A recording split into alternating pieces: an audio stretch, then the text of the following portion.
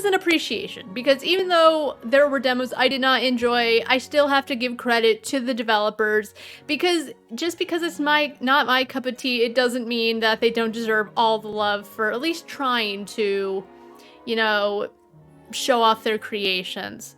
So this ceremony, I got together most of the categories. I added a couple of new things, and we are going to list all the games, all the awards, and that will be the ceremony. Maybe we'll have a little party. Maybe we'll talk a bit about everything. But a few announcements. One, this might be my last stream until further notice. I've talked about it before. I do want to reiterate that I am moving sometime next week, like at the end of next week. I'm moving, and I want to take time away from streaming because that's minimum 16 to 20 hours a week to just help prepare, help finish up moving. It makes more sense to do that than to keep on streaming and help out with the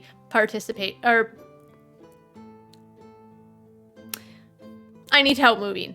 I don't think I'll be streaming. If I do, it'll be a one-off thing, but I will be offline for possibly the next 2 weeks or so. That's it, really. I had originally planned to play indie games this month, but it's more important that real life comes first. But with that out of the way, let's get right to the ceremony. First of all, I want to mention the games that I did play throughout this whole ceremony. Aspire, Ina's Tale, it was a game about a girl. She was the heart of a tower, and she was trying to escape. It was a platforming game. I enjoyed it a lot. The art style was beautiful. It played very well. It felt a bit stiff, which I thought, for a platforming game, you don't want the game to seem stiff, but it also didn't help that most of the puzzles in the game, required somewhat precise timing, so the stiffness was not optimal, but I still enjoyed it very much, and I'm looking forward to it coming out. The next game I played was Devil Inside Us: Roots of Evil. It's about a priest, August. He gets called to a house because a husband is possessed by demons. It's possessed by the devil, more or less.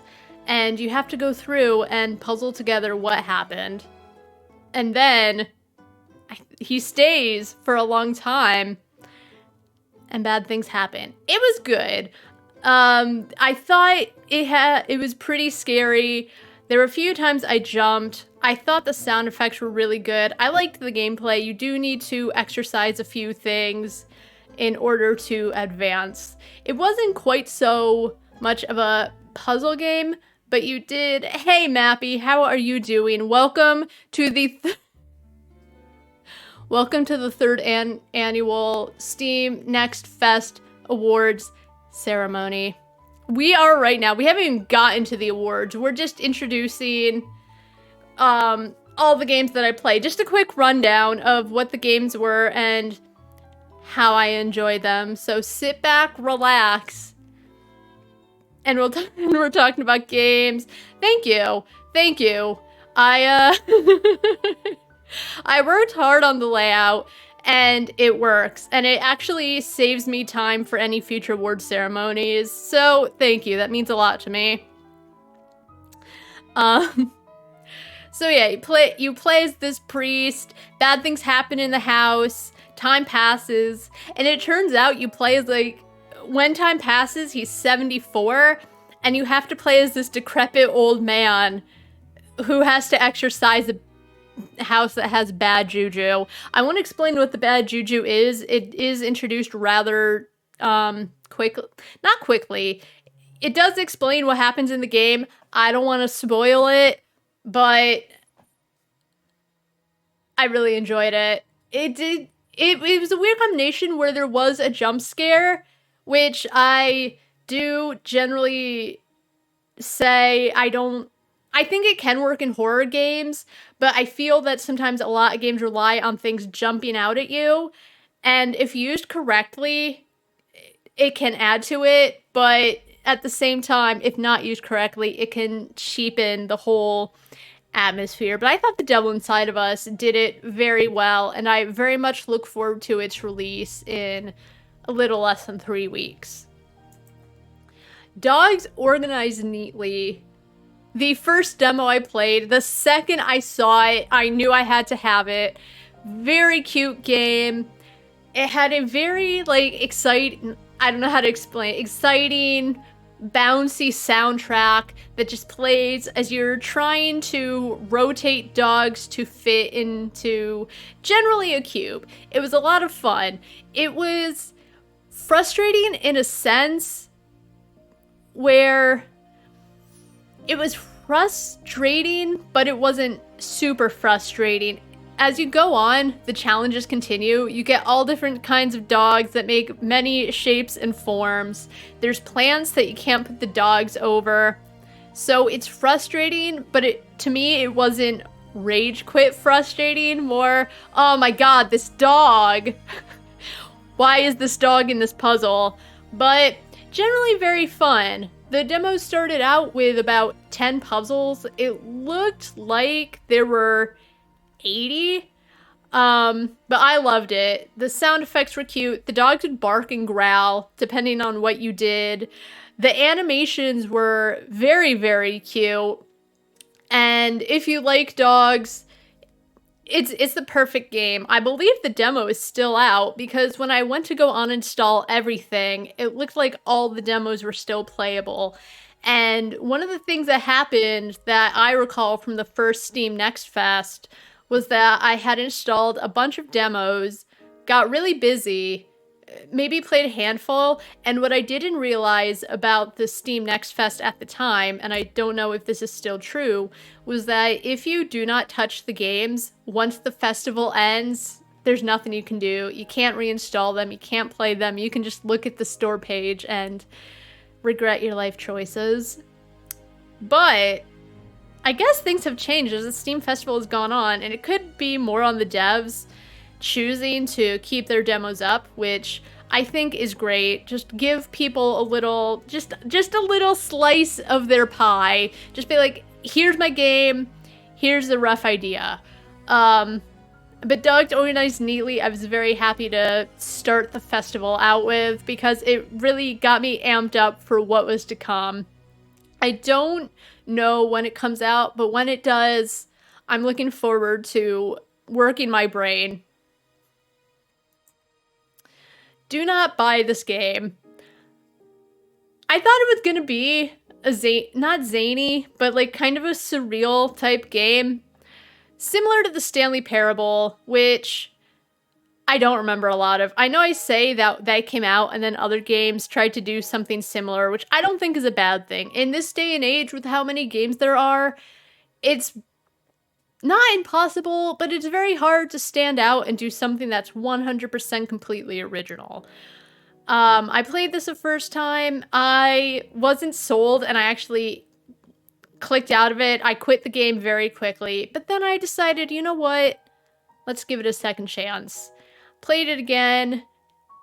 Still wasn't that impressed. I think it was at the very end of the demo, I honestly really started to like it. I didn't dislike it. It just, it wasn't really selling me at any point. The voice acting, it kind of sounded like the guy was more or less just reading his lines. It didn't seem like a lot of emotion was put into it. But as time went on, I kind of felt a little for the narrator. A little, not too much. But, you know, at the very end, it got a little intriguing. So I thought it was trying to lean too hard into the reverse psychology, and I think that can be done well, but it was over the top with it, and I think that's what wasn't selling me, is I could see very clearly past what it was trying to do. But I might check it out. I will keep an eye on it. It was definitely not by any means the worst game I played, but I just might not be the audience for it. So, Dread Delusion. And I'm going to say this. I meant to mention it before. I'm mentioning it now. About a third of the box art images, there is none. I tried to look. I tried to restart Steam, and it's just this, the background, gradient background with the name of it. And I wasn't sure if I should try to, you know, find images and put it there. But Dread Delusion does not have box art right now. But Dread Delusion was an open world game, and I played it. It had kind of almost that PlayStation 1 era graphics that a bunch of indie games are doing these days. I enjoyed it. It was open world. The trailer kind of reminded me of Morrowind, and it felt in some ways very much like it. I think there were some things I hoped could be built on. I liked the fighting system. It reminded me of Elder Scrolls, which isn't a bad thing. It was somewhat simplistic, but I didn't mind that. But the world in it just felt very empty. You had a couple people to talk to, but it just felt like there was a lot of empty space. I don't know when this game is coming out. I hope they add more to it, because one thing I think that open world games do sometimes do wrong is create an open world game which is big, but sometimes it's vastly empty and there isn't always too much to do. But I did like what I played. I'm hoping the best. I'm hoping for more. I'm gonna keep an eye out on it. But it was like a weird, zany, alien type world, which I did very much enjoy. Kind of choose your own path kind of deal. Affect the world around you, I hope. And good luck to Dread Delusion. I think I didn't have expectations high, but the expectations I did have, it for the most part was able to live up to. Next up, we had Epic Chef. It was a simulation game. You move into a new town, you get a mansion that's supposedly haunted, and you start a garden, and the point is to become the best, most epic chef you can be. The graphics were nothing special. They weren't bad in any way, but someone else said it best, that it looked like just another cheap mobile game. Which I agreed with. I downloaded it because I was like, ugh, what's the worst that could happen? And I enjoyed the game. It was like a life simulator. You plant stuff. I liked the cooking. I thought there was good humor. The worst part of it probably is the graphics, and that's just simply because,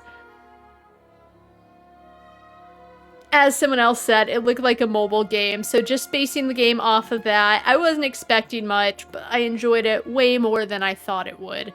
So I'm excited for the release. I'm gonna grow gardens. I'm gonna walk into the zany town where a lot of bad shit happens, and hopefully I'll become the best chef. I did cook some things. A donkey liked my cooking, and that was all that mattered. So, Glitch Phobia was a game. It's all about, the game is glitchy. I didn't play it for long, because I felt like I got the gist, but I didn't know what I was doing, and there was just really nothing compelling me.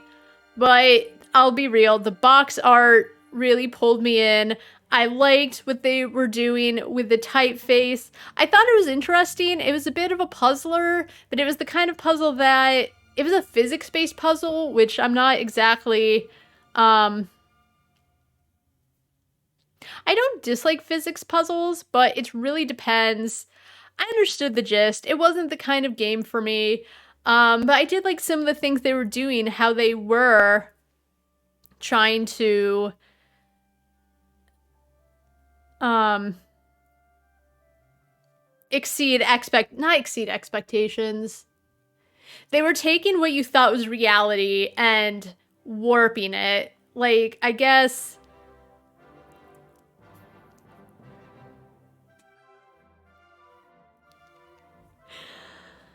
it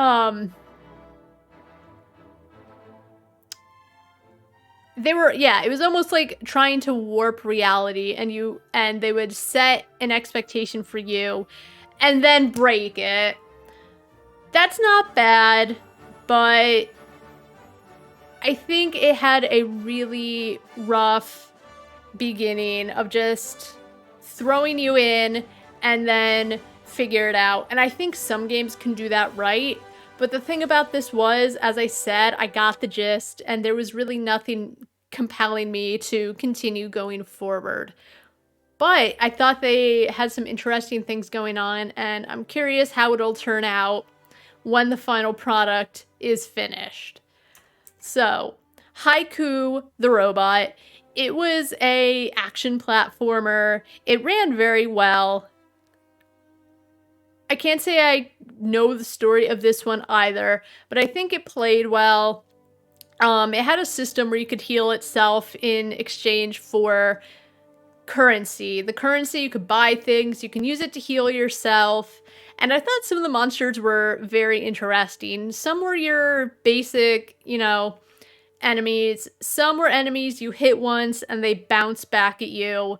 So a little bit of thought had to be put in, other than your usual just slash at the enemies aimlessly until they die. It wasn't particularly a hard demo. Some Metroidvanias, which this was in the genre of, do kind of start out and then they spike in difficulty. But I think, and as someone who didn't finish the demo, because I think I'd already played almost an hour and a half and I wanted to get to the other demos, but that just shows how much I enjoyed it.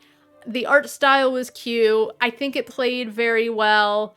Death, in my opinion, didn't seem too punishing. You lost some of your currency, but at the same time, currency is somewhat easy to get. You defeat an enemy, you get some of the currency. I'm excited for where it goes because it didn't go too fast, but it didn't go too slow. I thought the speed, and not the speed of the character, but like it didn't seem like it was going at a slug's pace. I thought it was just right. The bosses aren't particularly hard, but like most Metroidvanias, they were bosses where you kind of got to know the strategy, got to take the time, think it out, and then work from there. So very enjoyable, liked it a lot. I'm excited for when it releases, and I hope it does very well. Henry's Day. I didn't play this one for long. I thought it would be interesting. It was, I guess, a time loop kind of game where you have a few minutes each day, and that's all I really wager. I played a bit. It was kind of kooky at first, but it didn't control badly, but they weren't the tightest controls. Like, I would try and make him jump, and it seemed very, very sensitive to try to get him anywhere. It wasn't open world, but it was kind of, you run around in a city, but the city seemed very, very bare. So I thought it'd be interesting at first. I played a few minutes. It just seemed big and empty with like a couple things to do. That could have been on me not giving it enough time to really open up. But I think with most games, even if you don't know the full story and the full gist, if it should do something to grab you within the first 20 to 30 minutes or so. but it did not. I thought it could have been well. It seemed very, very early access, which, you know, it's not finished yet, so obviously it will. But it just didn't have a lot to it. There's some funny moments, but other than that, it seemed like it could use a lot of work. But I'm curious what it'll be when it comes out. And I say that a lot, but the truth is, like, I don't know, and I do want most of these games to do well, because it just opens up the door for future devs. Akai. I had a lot of hope for this game. It started off, it was pretty dark, it was pretty scary, it did a lot well. It's supposed to be a horror game, and there were a lot of times I had to stop and get my bearings because it would just be like the sound of her feet against the floor, the whispering in the temple, scratches at a door. I don't remember if that was a thing, but that probably could have been a thing. But after playing for a decent amount of time, it turned into something else, which was on me. I looked at the Steam page later, and it did say, oh, it's a stealth game, which is what made me leave. But I liked a lot of it. I thought it did a lot well. It just quickly turned out to be the type of game I do not enjoy playing. But with all of that said, I thought Akai did a lot well. I do wish it did have Japanese voice acting, because it is based in Japan and it is based on Japanese folklore. And truth be told, I just didn't enjoy the voice actor for, I think the character's name was Akai. I just didn't enjoy it. But I thought a lot was done well from what I did play. It did seem pretty solid, and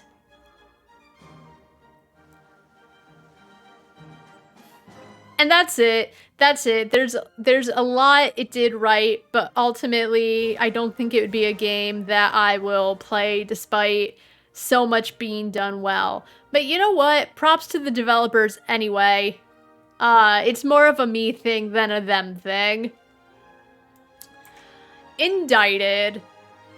This game set my dog off. It started off very weak. You wake up, you don't know where you are, which is how a lot of games honestly start. But it was hard to see some things. It was supposed to be a horror game. Other than some mannequins, not a lot was scary. The sound effects were weak. The voice acting was weak. The graphics were okay. And there was a part at some point that seemed like it was going to try to be very edgy. And like not... because some things I think naturally have edge, but there's a fine line between some things having edge and some things trying to be edgy, and I thought it was the latter. Most games I try to be nice about because it could just not be for me, but I think this game was not that good in any way, shape, or form. Maybe a lot of things will change. Maybe they'll just start from the first... I don't know. I don't know when it comes out, but I think it needs a lot more time in the oven before it's fully released. And for the voice acting, I know there's not a lot they can do about it once they rehearse all the lines, but it seemed weak, and it seemed like there was really no emotion behind the voice actor. The sound effects, as I said, it set my dog off because there was like a metal creaking sound effect, and my dog hates the sound of metal, so it really set him off pretty badly. None of the sound effects were good. There were no glitches, but if I was running down the stairs, the sound effects would sound really quick. But when you ran up the stairs, it sounded normal. I don't know. I wish I had something nice to say about Indicted. I didn't enjoy it. it was kind of funny, but not because it meant to be funny.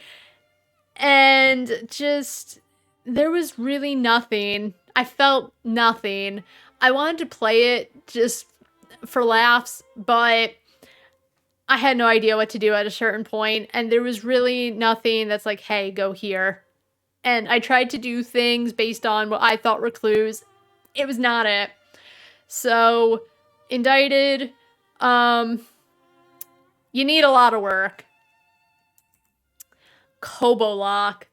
This character who looks scared is, I think it's supposed to be like a potato character. I had a lot of hopes for this game. It had PS1 era graphics. I kind of went off a little about it. Not in any bad way. I just think that a certain kind of graphical style gets popular with one game, and then there's an overabundance in it for a few months. And nothing wrong with the graphics, but it just... I didn't think it added anything to the game, but I thought this would be a zany fever dream kind of game, and I played it, and I thought that the environment was kind of small. My first task was to find flour, water, and yeast, because I had to bake some bread, because there was a bread contest going on. So I was like, okay, area's not that big. I can do it. And it turns out that you can go way further than the map says, because even though there are very sturdy hills that very much look like you can absolutely not climb it, you could. And that really did not work out well for me. There wasn't anything going on, a couple jumps here and there, but ultimately, it was just a bunch of nothing, in my opinion. It wasn't entertaining. It was a lot of walking around, and I love walking simulators, but for the most part, if you're gonna have a walking simulator, you need to have some compelling storyline, something that makes you want to continue going, and I just was not really vibing with this game. I didn't think it was that entertaining. I got stuck at one point because I went down to look for an ingredient and I could not get back up, and I thought that was a major fault. That you could go further, but you had to be very desperate to even attempt to climb what looked like an unscalable mountain, and B, should you go down to investigate, you get stuck somewhere. I've had other games do that too, but it was just not a good look. I kind of wish there were more. There are some games, as I said, with glitch phobia that will just kind of throw you somewhere without giving you much story, and it can work, all things considered, but it just was not working for Kobolock. There was no reason for me to want to go on. I think if you are going to want to introduce the player to exploring the environment more, you should give some indication that there's more to it than meets the eye. So, Kobolock, I was very disappointed in, but maybe it'll be better. Last Days of Lazarus. This game started out really heavy and very compelling to me. Just darkness at the beginning, bad news. Hero was kind of a dick, but he kind of quickly redeems himself. They did the environment really well. It starts you off in, I think, your childhood house or where your sister is currently living, or a combination of both. And there was something unnerving about it. There were a couple times where I would try to investigate something and it would act like I could not interact, and that thing I was trying to interact with, I did have to ultimately use. It could have been me missing something, but that was the only issue I found, was that I got lost a couple times, and sometimes it seemed like it was two different things going on, which you kind of later find out that it's all part of the grand lore, but it doesn't connect right away, the lore. But that's it. It sometimes seems like two different games, but I actually really enjoyed it. It was one of those games where when the demo ended, I was very upset. That happens. You get so into a demo, you kind of forget that it's not the full game, and that coming soon screen comes up, and you're very, very bummed out. That's how it was for me with Last Days of Lazarus. So, despite a couple issues and it seeming like it was two vastly different things going on, I do think that the developers will find a way to tie the lore together.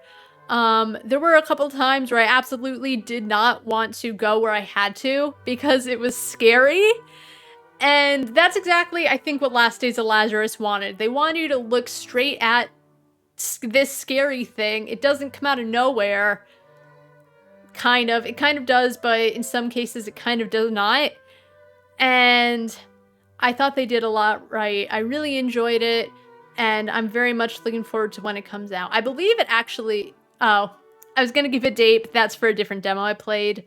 But good job, Days of Lazarus. I enjoyed you a lot. You had a lot of good things going on. I just wish you had some box art. I wish all of these had box art. The last two award ceremonies, everything had box art. But as I said, about 33 demos, and I did a count, and it was a third of them just don't have anything, which is a shame, because I think, honestly, I'm not saying box art is the easiest, but I think some of these games could easily just grab, like, from the banner that they have when you look at a game on Steam, and just grab something similar to that, because they have the image anyway. But I digress. It's nothing against the developers. I do wish they had that, but when they're finished, I think it'll all be A-okay.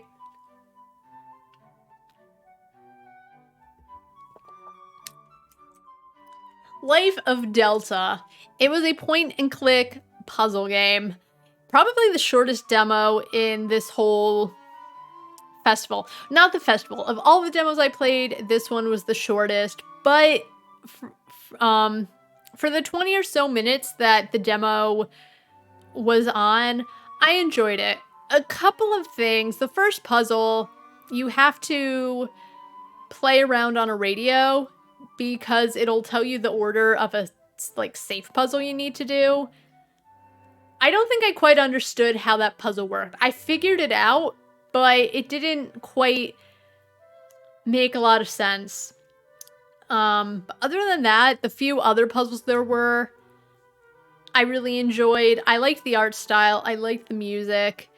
You play as a robot who is about to be destroyed, but his owner, Joe, finds him, takes him home to repair him, and then he gets kidnapped by, I believe, the government, and it's up to Delta to try to save his papa. Very cute, very sweet. Not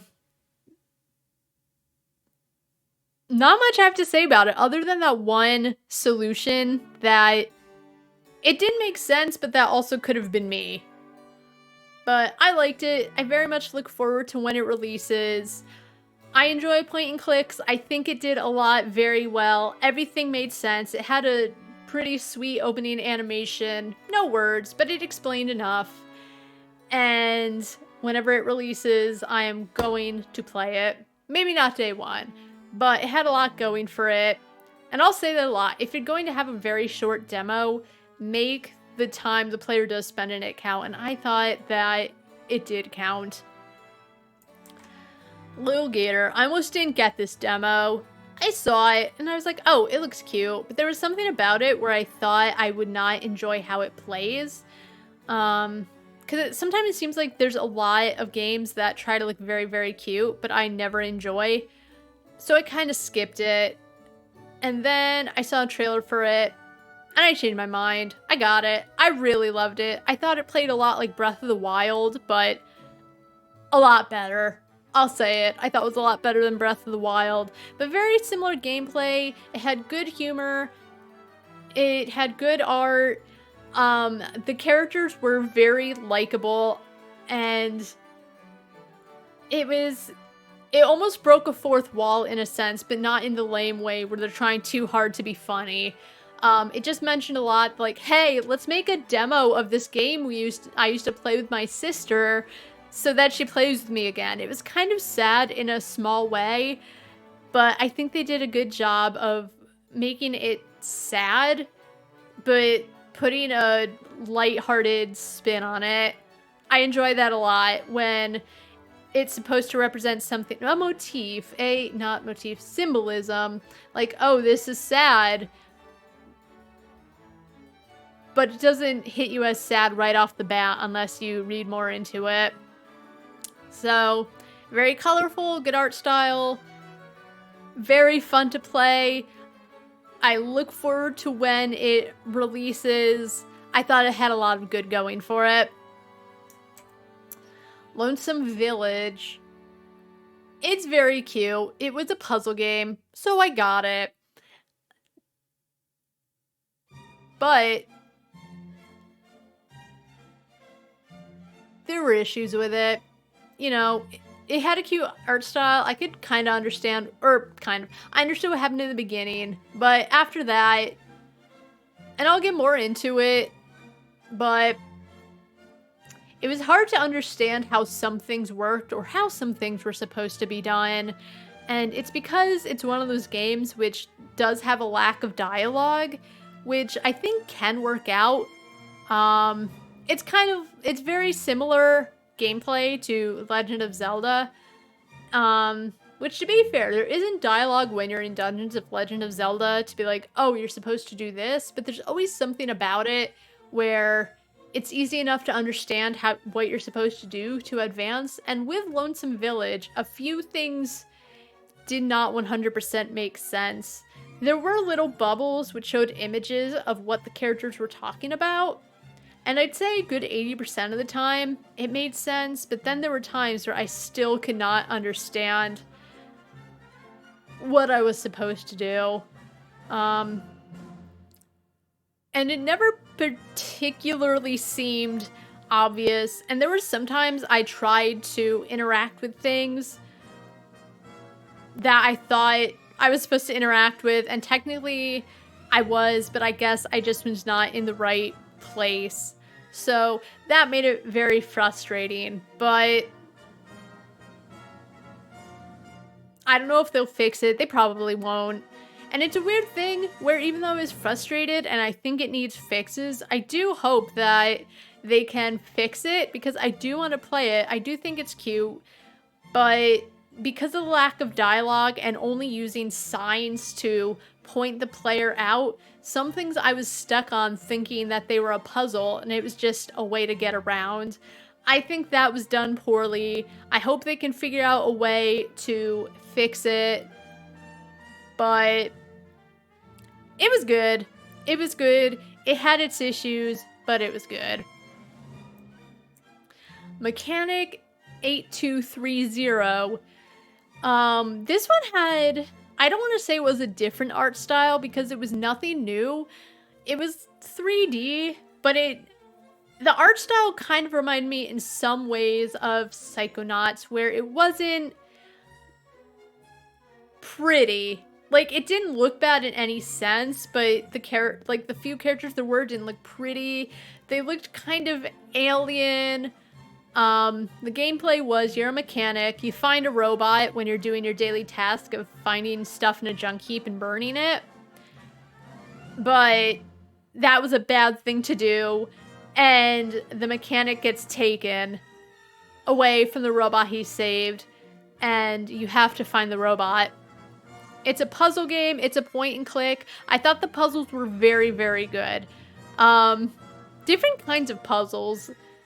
Like, another demo I played had puzzles, but they were all kind of had to be done similarly. This one had all different types of puzzles. One where you gotta move puzzle pieces around. Another where you have to... I don't know how to describe, but I thought the puzzles were very well done. The storyline was intriguing, a little horrifying, but this wasn't necessarily a horror game. Just when you find out what's happening and you get into it,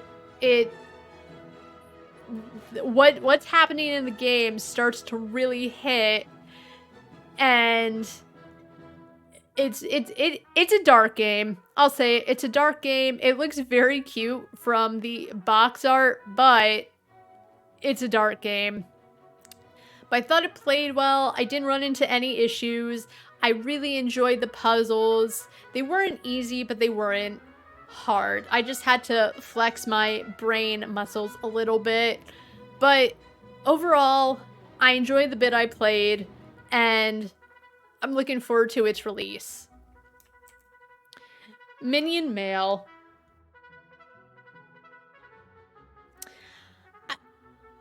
I got Minion Mail because it looked cute and colorful. You play as a mailman and you have to deliver mail, and things will attack you. It kind of reminded me in some ways, not the playstyle, but it kind of reminded me of League of Legends, where you're trying to get around and things attack you. It was third person, it was colorful, you have minions to send out to fight. I felt like there was a lag between when you would try to command your minions to go fight and when they would actually move and do anything. I thought the play was okay. You just run around, things come and attack you, and they try to steal the mail you're trying to deliver. Nothing wrong with it in any way. It just wasn't the type of game for me. I didn't stick with it for too long, so I can't say if there were any issues with it. I didn't find any issues other than the fact that it seemed laggy when inputting commands. And I was definitely pressing the buttons. But when the enemies can, like, take out your minions and you don't want your mail to be taken, it was frustrating. I didn't stick with it to see if it got better, because sometimes you just play a game and you know if you're gonna like it or not. I didn't like it, but I thought the art style was fine. It was colorful. Just, I wouldn't play it. I didn't put a lot of time into it. I wouldn't play it, but it was there. It looks pretty good. It looks pretty good. I'll be real. I'm talking about it, but I don't remember a lot about it. It didn't do anything to stick in my mind. Necroboy Path to Evil Ship. I had issues with this game at first because it started off in French, which I don't understand all that much French, but there were some things I could kind of understand. And when you went into settings to switch the language, it seemed like you were not having any effect whatsoever on the volume or the language. You would click the buttons and it would have an animation as if you were making a difference, but nothing was changing. And my guess would be, because it all being in French, I completely missed out on any of the introduction to why you were doing what you were doing. But despite that, it did have some diagrams on how to play itself, and that was enough for me to at least figure out how to play. It was a puzzle game. You were a small necromancer with powers. Everyone in your town is afraid of you, and you want to rule the world because you're upset because everyone's afraid of you and you just want friends, is basically how it goes. I think it played well. You go in a crypt of a necromancer to, I think, take it over as your own evil lair. The puzzles were very similar. Gets harder as stuff goes on. I think they did a good job of introducing new elements of the puzzle. So they'd have a very basic puzzle, but if it was a new element that they were going to be using later on, they'd make it very easy so you could figure out how to work around it, which I thought was very nice. They're not just introducing it out of the blue and continuing to ramp up the difficulty. I liked that a lot. The humor it looked like a child's game. I think they cursed here and there, but it looked like a child's game. And so the humor was not childish, but something that, like, a kid might find very amusing that an adult might not. Some things I thought were pretty funny. The game style was fine. It Nothing spectacular, but it was cute. But the art style, like how the characters were drawn, wasn't that pleasing to the eye. So it's a weird mishmash of the art style was very okay. Kind of looked like a kid drew it in MS Paint to the game style, which was cute. 3D. But I thought it was fun. You control minions, you have to have them pull levers because the main character is too good for that shit, and he'll tell you that. He literally says, that's something like he's gonna be the best necromancer, so why should he have to do something basic like control levers? I thought that was a good way to explain why he doesn't do any of this stuff himself. I thought it was fun. I'll probably play it eventually. Just, I think in the middle of the game, I tried to set the options again, and I pressed a few things, and that fixed it going from French to English. Really the only error I saw was that the menus made it seem like you were doing something, but ultimately nothing was happening. I'm sure they have ways to fix it, because if they got that out of the way, I think the game holds up. I think it's amusing. I thought it was cute. I could see myself spending time driving myself bonkers trying to 100% the game. But overall, I liked it. Negative Nancy. I got it. It reminds me a lot of Say No More, which is a game where you're an office drone and you have to learn to say no. So I got Negative Nancy.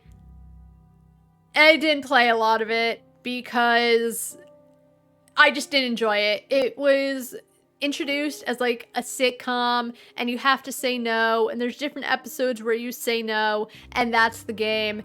And it didn't do a lot for me. The art style's okay.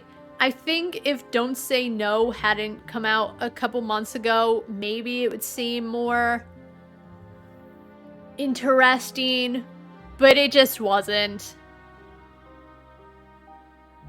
Good luck. Nej. Oh my god, Nej. It's a hand-drawn, I don't know what genre be considered. I guess adventure game, because there's no fighting. A puzzle game. You travel with your dog. I don't know where you're going, but you're traveling with your dog, and you're trying to make your dog happy. Your dog breaks sticks. You can pet your dog. You can play fetch with your dog. And it slowly introduces you to the fact that you're going more and more into dangerous territory.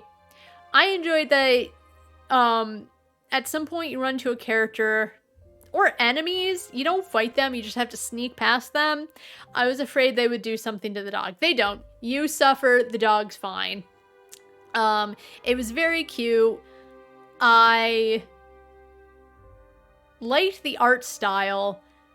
It was emotional. There was one, you play a game with your dog at some point where there'll be like a speech bubble and it'll show something and you have to find the matching cloud. But it's not quite so obvious off the bat that that's what you have to do. I thought the dog was asking for an item, because that's the thing. As you're exploring, your dog gets hungry and he says, I want this item, and you have to find it. And I guess that could kind of be a clue that you have to do something with the dog, but it wasn't 100% obvious. But other than that, it's such a small thing. I don't know if it's on me or how the game was. I'll say it's a 50-50, but I thought the game was good. I enjoyed it. There was one part where I got stuck at the same area every single time. You have to get past a guy who's trying to shoot. There's invisible sticks which you don't see until you're trying to move past him, and a chase begins. I think after a while, because I had been killed so many times, the game just gave it to me. But I felt like no matter what I did trying to weave past the character, because of you having to like go wide to continue, I felt like no matter what, the guy got me. Again, don't know if it was me and how it was playing. Don't know if it was the game.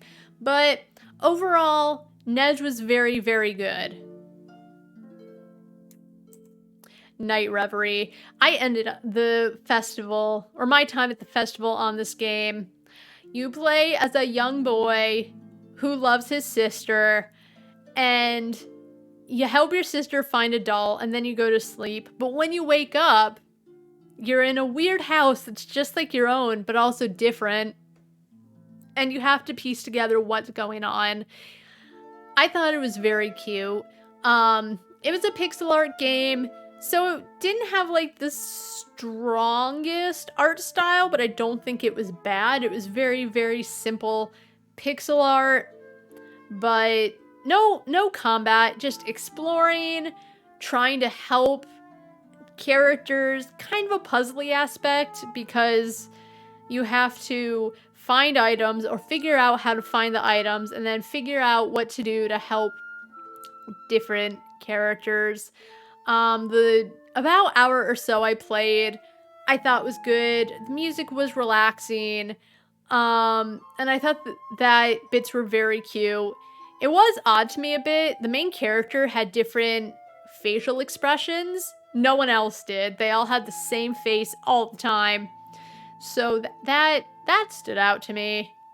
But other than that, very cute game. I don't know, and it doesn't matter, but I don't know if it was RPG Maker, because when it starts, you either have to press the Z button or press A. And I think RPG Maker has you press the Z button. Either way, I thought it was a good game. Nothing super special, but enjoyable. It came out, I think it came out today. I got an email about it. So I wish it a lot of luck. It's about $9 to get the game. Eventually I'll get to it. I haven't bought it. I have a lot of games on my backlog, but the little I did play during the demo, it was very good. A few of the characters that were seen on the box art you meet, but a lot of them you don't. I'm looking forward to what it brings and what's going on in the house. I didn't think it was zany. The game describes the other house as being nightmarish. It didn't seem that nightmarish to me, but I also only played for an hour, so we'll see. I thought it did a lot of things well. It wasn't frustrating. It was very lenient. Some things didn't seem that obvious, but I figured it out quickly enough. I think it's because you run into so many things very quickly, but there's only like one or two things you could realistically do. And I think it was more of a, when you introduce several puzzles at the same time, it can seem overwhelming. And I just couldn't remember a couple things I had to do to move on, but that's on me. But Night Reverie was a fine game. Peace Death 2. Apparently there's a Peace Death 1. You play as a sorter, so when people die, you decide if they go to heaven, hell, or purgatory.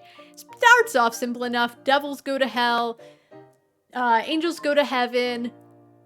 But as time goes on, they add more and more little symbols next to characters that help you to decide where they go. It starts getting pretty hard pretty quickly. Not impossible, but you have to slow down and think of what you're doing. There's a lot more. There's a whole storyline with it. You can do side quests.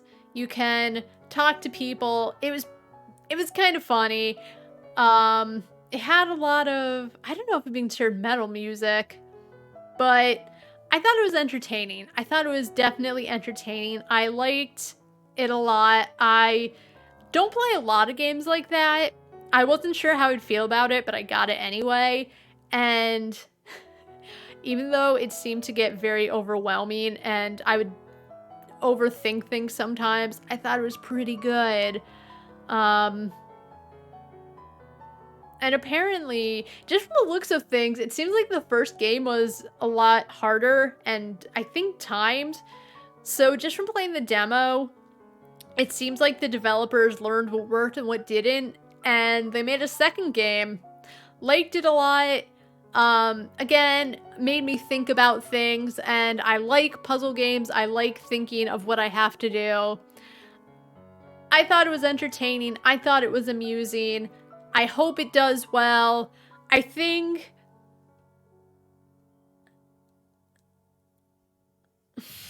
I lost my train of thought. I'm so sorry.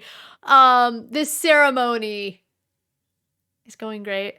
But, pretty good game. I don't know if I'll ultimately stream it because at some point it's just like the same gameplay, which you can say for a lot of games, but I'm not sure how fun I can make it. But we'll see. I definitely do plan to, at some point, get the game. But Peace Death 2, pretty good. Please touch the artwork. Another puzzle game, relaxing. It is a game where they'll show you a piece of art and you have to recreate it in a certain number of turns. And it takes a little bit to figure out how it all works at first, so there is a little bit of a learning curve. But what you don't learn until a little later on is, yes, you have to recreate it, but you also have to think about where you're going to start, because depending on how you create it... So let's say we're looking at a Mondrian, and I'm creating the line to recreate the Mondrian. If I were to put a line in too early, it would affect how you create other lines.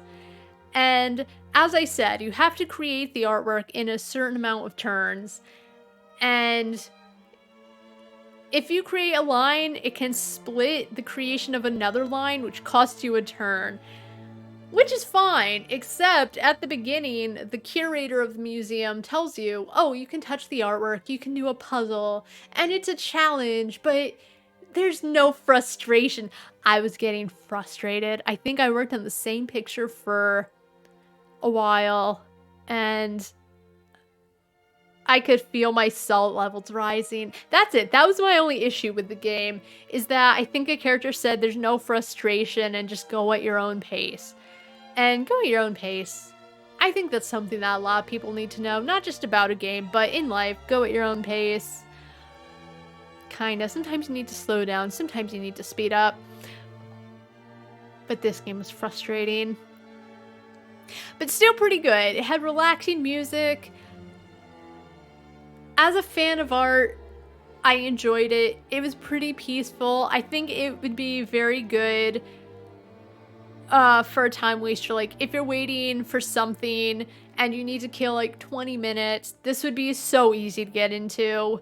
Unchained, one of our beautiful regulars, mentioned that he could see himself getting into it on a mobile game, and I agree. I think this game would work out very well on mobile, but we'll see where it goes. Some developers do that. They wrap up their game and it goes on mobile. I think this could be good on any platform, but I thought it was pretty good.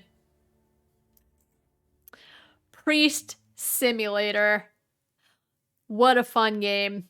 I didn't expect a lot. Looking at the screenshots, looking through the tags, watching the trailer, I just thought it would be a beat 'em up game. You're thrown into somewhere, things run at you, and you beat them up. And that is part of the gameplay, but it's so much more. It's kind of a fever dream. You play as a vampire, and he's trying to get wine for his girlfriend, which alcohol is wine, but specifically wine. And he fixes a church. That's the gameplay. You slowly spread the word of our Lord. I guess God, technically. Not our Lord. It's Savior Jesus Christ. I enjoyed it. I thought it was funny. I enjoyed playing. I thought it was a lot of fun. Anything special? No, but at the same time, I don't think I can think of many other games where it's literally Priest Simulator, which, haha, obviously, because it's called that, but it literally is what it says. You become a priest. And I like that. I think just on a day where I'm frustrated, when this comes out, just go in and spread the word of God and clean things up. I thought it was different, but, you know, Polish developers, the biggest bug I ran into was that I set everything in English, and after a while, the voice acting switched back to Polish. I say switched back to, it still technically said it was in English, but the Polish voice acting came out instead. Some of the instructions were in Polish. But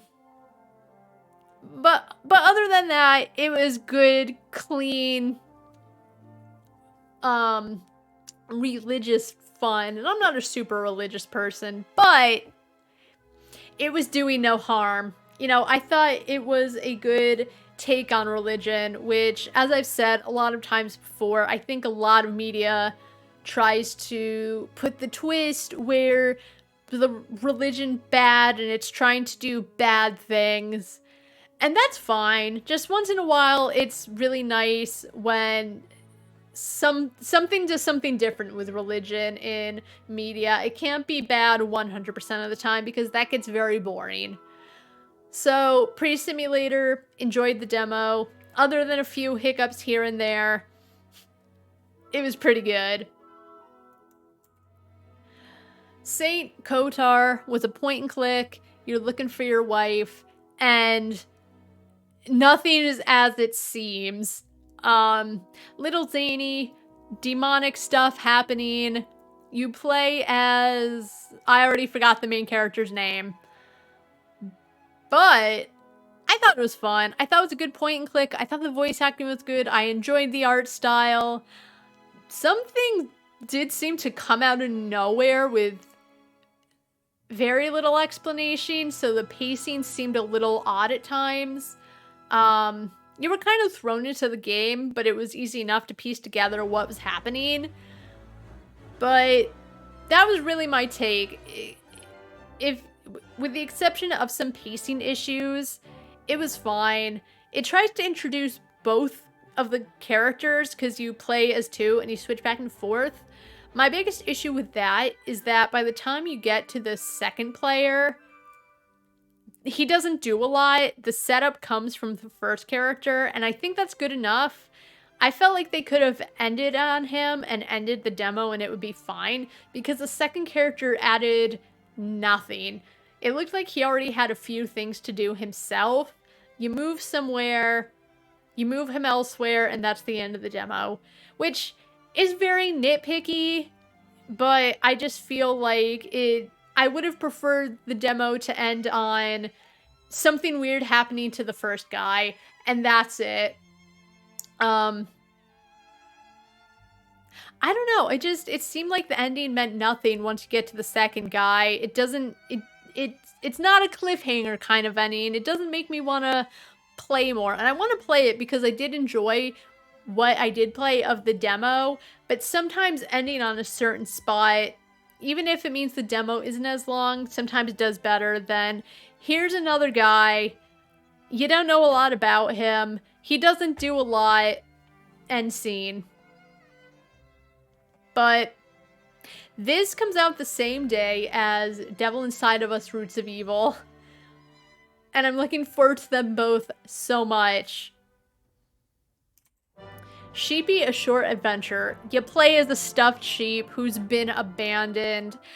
I thought, oh, it's so cute. It'll be really cute. And then you find a dead body. I'll be real. I remember playing it, but I don't remember what the storyline was. But it wasn't that punishing. The sound effects were cute. Easy enough to play. You know, if anyone has never played a platformer, I think Sheepy would be a simple enough platformer to start with. The subtitle of it is A Short Adventure, and I don't know if that's their way of just saying that the demo itself is short. But it was very cute. There were cute sound effects. I enjoyed playing. It controlled well. And I'm excited for when it comes out. Sono's Curse, or Suno. Suno's Curse. I liked the demo. It was a platformer. You fight in it.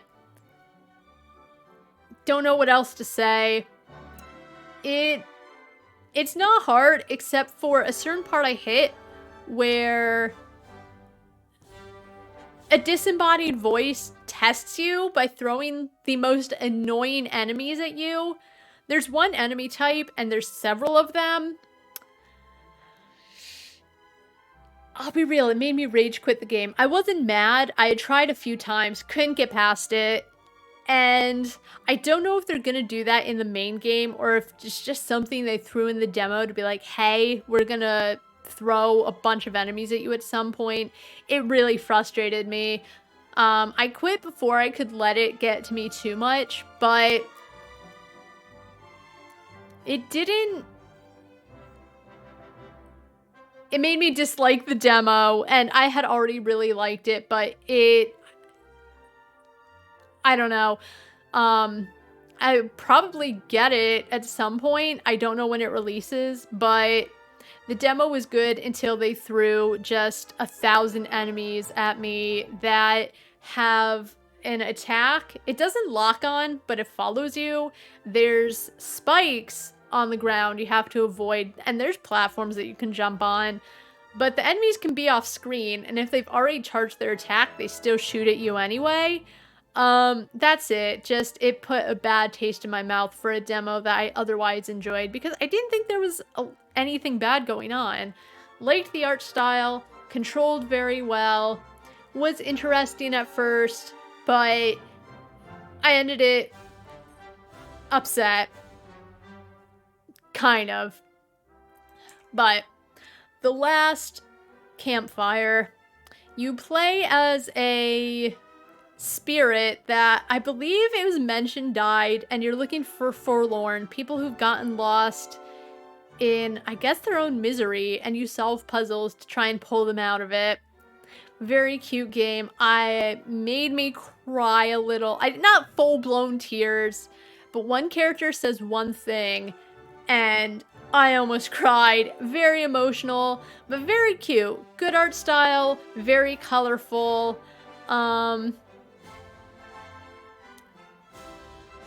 Very good puzzles that kind of differ in difficulty, but it doesn't seem like, from the puzzles I play, there's really any way you could get yourself stuck somewhere, and if you do, you can just reset the puzzle.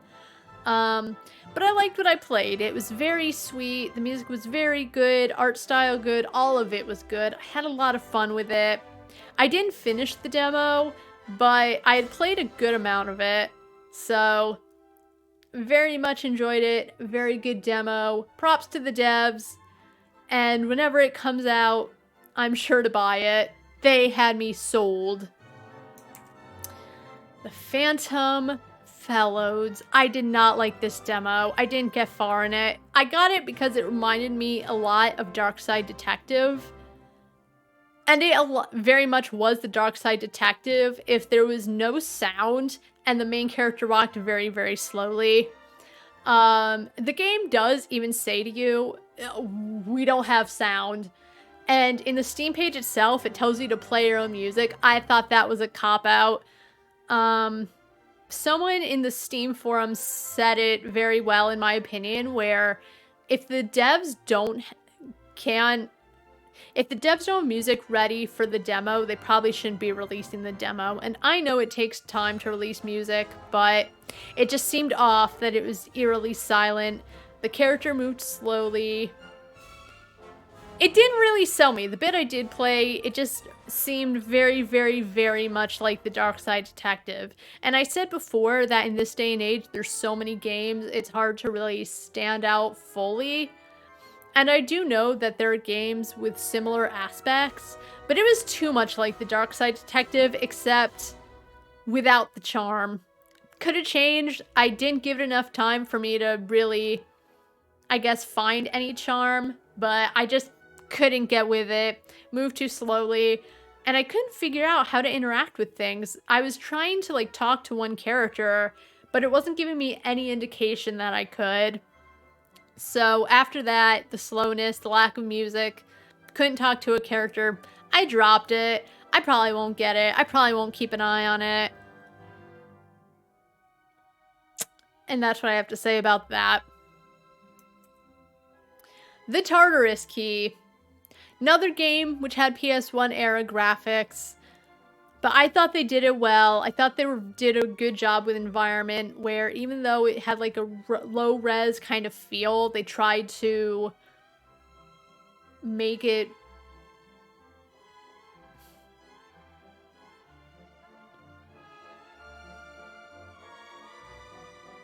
trying to think of a way to word it. I thought they did a really good job with the environments where even though it had a certain style of low res graphics, it's not what I thought about the whole time playing. I played this game, and the second the demo ended, I was very upset because I very much enjoyed this game. The puzzles weren't hard, but I thought they were well done, made me think. I thought they did a good job with atmosphere, kind of putting you, because you play as Alex, you're locked in a room, there's a PI locked in our room, and you'd both have to work together to get out of it. I thought the environment was good. I enjoyed having to put clues together to figure out the puzzle they were presenting you with. I liked both the characters you played as. Sometimes Torres would just... Alex would be scared and Torres would be like, get over it. Which I get. You know, your life could be in danger. You both are stuck. Girl, we gotta get through this. But at the same time, Torres is a hardened private investigator and Alex is... You don't find out a lot about Alex. She talks about being good with electronics and she was a courier of some kind. But other than that, you don't know a lot. But she's just a young courier and apparently she must have done something to get kidnapped. But I liked the environment.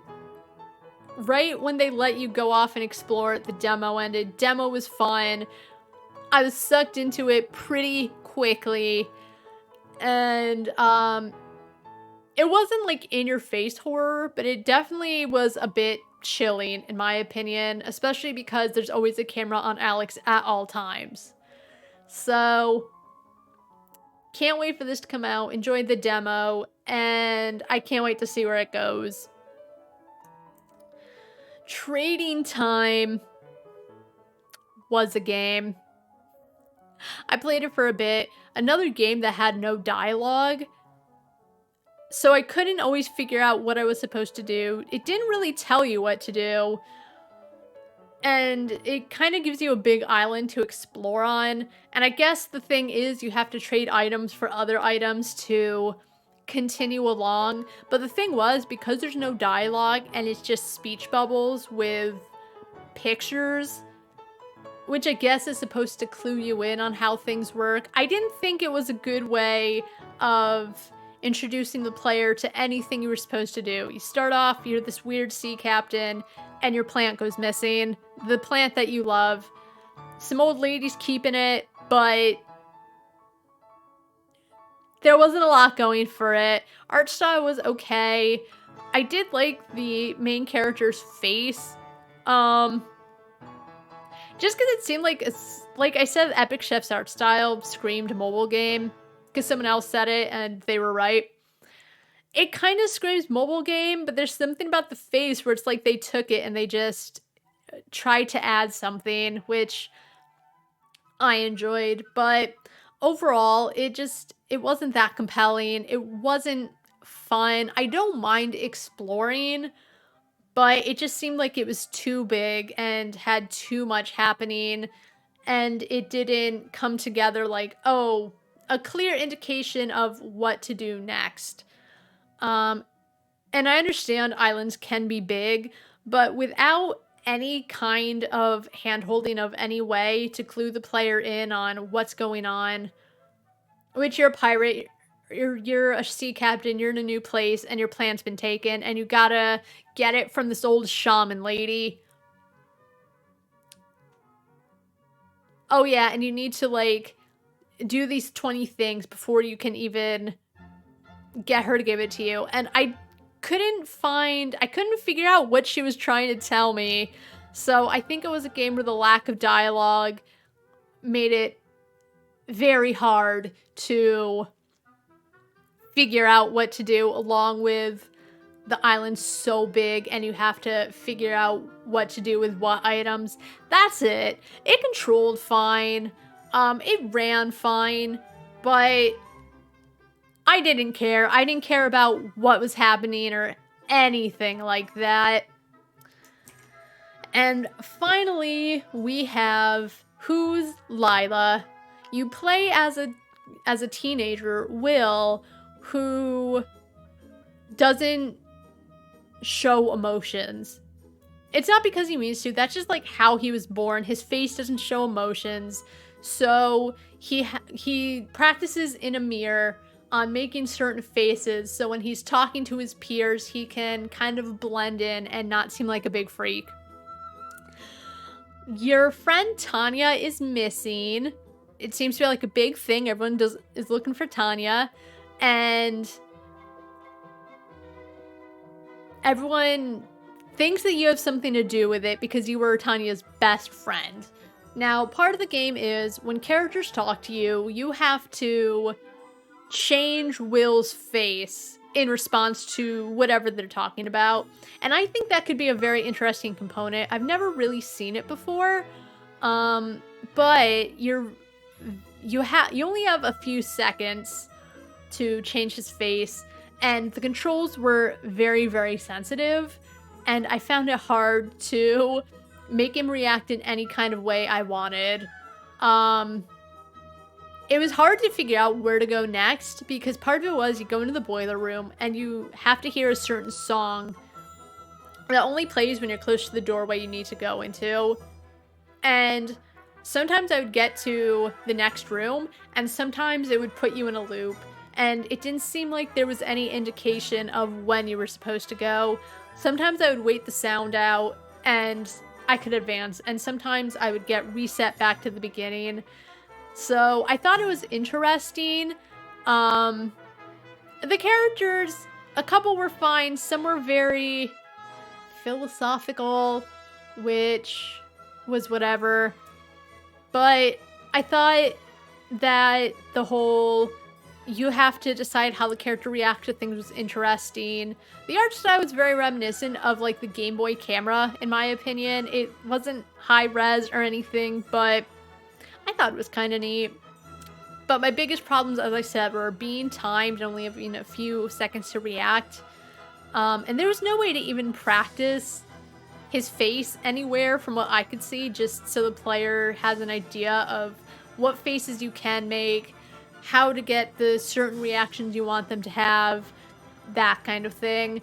I wish it would just kind of pause, or you, the player, can choose to pause and move his face. I thought that would have been nice, especially because there are times where his face would react all by himself, and that made it even harder to choose how he was going to react to a situation.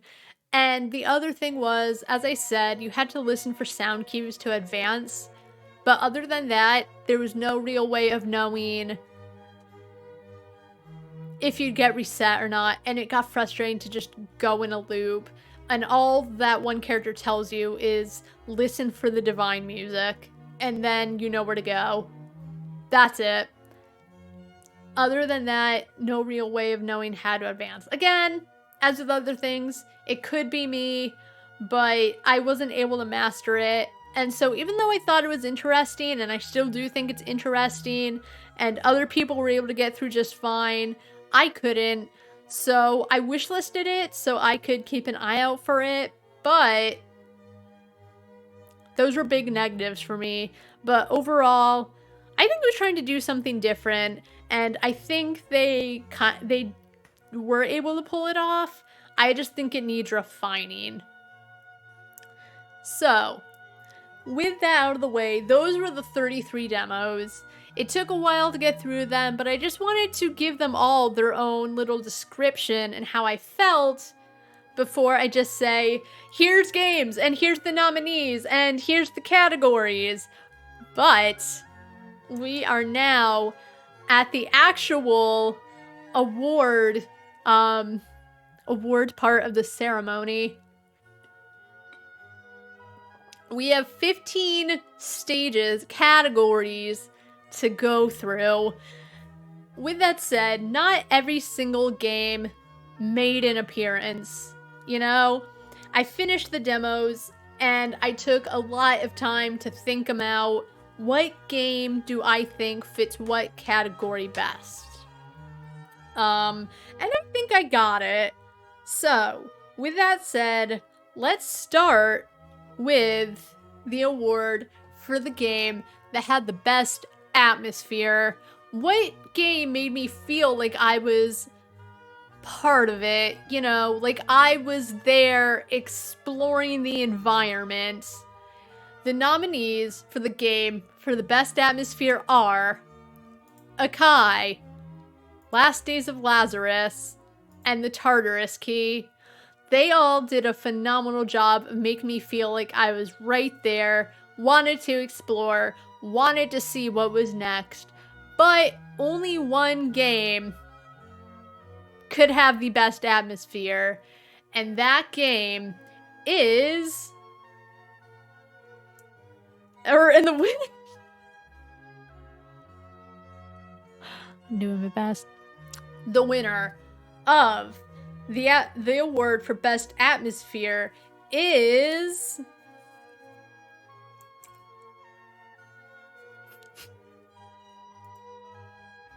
Akai.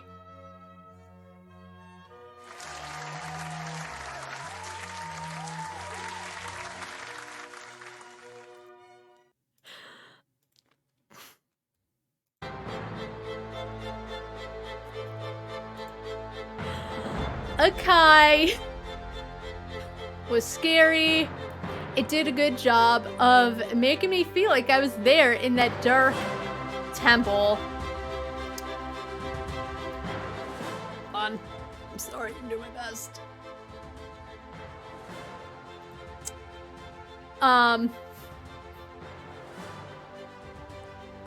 Congratulations to Akai. I closed out of my chat window. Hold on.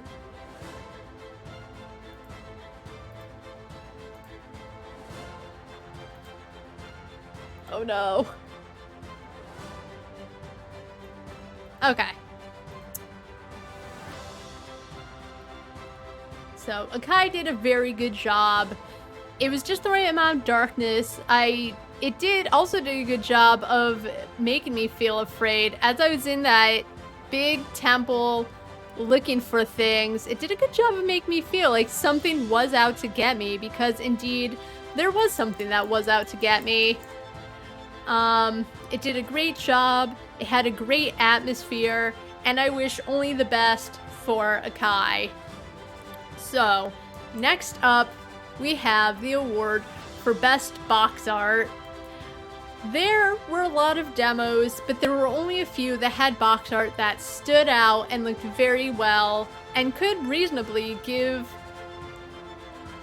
the player a reason to buy it, because sometimes games do get bought simply because the box art is interesting or cute or does something to pull the player in. So, the nominees for best box art are Aspire, Ina's Tale, Dogs Organized Neatly, and Please Touch the Artwork. All of these, in my opinion, had very great artwork, though, I mean, that's not hard when 11 of the demos don't have any artwork, but these three stood out to me out of all 22 games, but only one can win the award for best box art. So, with that said, the winner for the award for best box art goes to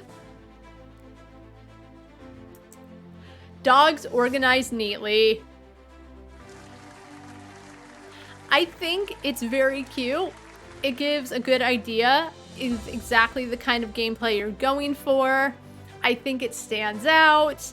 I think it's very minimal, but at the same time, it tells you everything you need to know.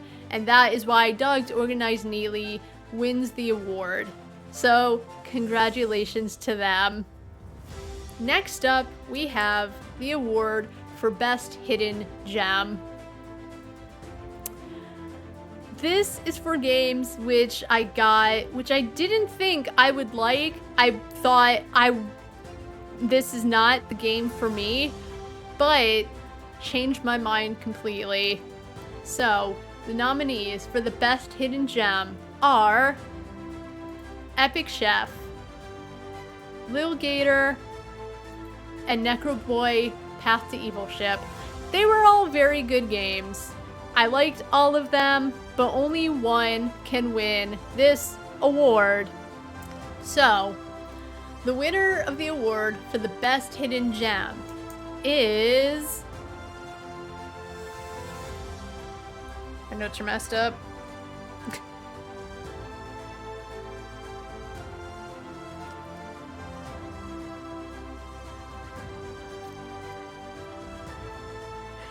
The winner is... Lil Gator. Congratulations to Lil Gator. You almost didn't make it. If it weren't for the fact that the developers posted a new trailer on Twitter and I happened to see it the morning before I started streaming, never would have made it. That's how much of a hidden gem it was. I didn't even download it for the hell of it. I just flat out said no. But won me over, won my heart, and just was overall pretty great. 10 out of 10, no complaints, even for games I very much loved. There were like little things here and there, but Lil Gator won me over, and I wish it the best for its release. And so, next up, we have the award for the best in-game art style. These are games which had a phenomenal art style which stood out among other games. And the nominees for it are Aspire, Ina's Tale, Dogs Organized Neatly, and Suno's Curse. All three of these games stood out to me, not only within all of the demos I played, but in terms of just games in the past I played themselves.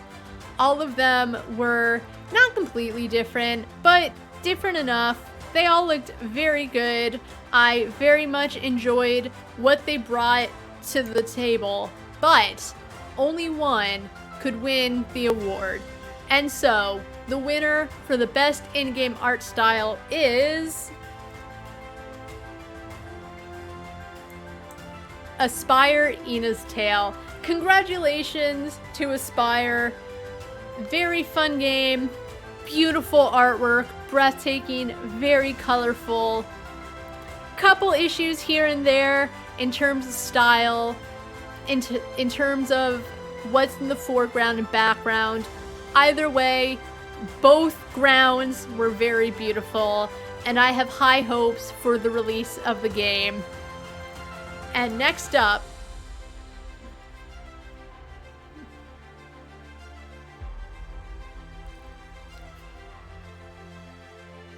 my notes are all mixed up, I'm sorry. We have Best Sound Effects. Now, the nominees for this game had sound effects that stood out, made you a part of the game, and used their effects properly to bring more depth to the game. And so, the nominees for this award are Dogs Organized Neatly, Akai, and Last Days of Lazarus. These three took their sound effects to the next level. They used them very well. It brought a different or a heightened sense of the emotion they wanted to convey. But only one of these games could win the award for having the best use of sound. And the winner for this award is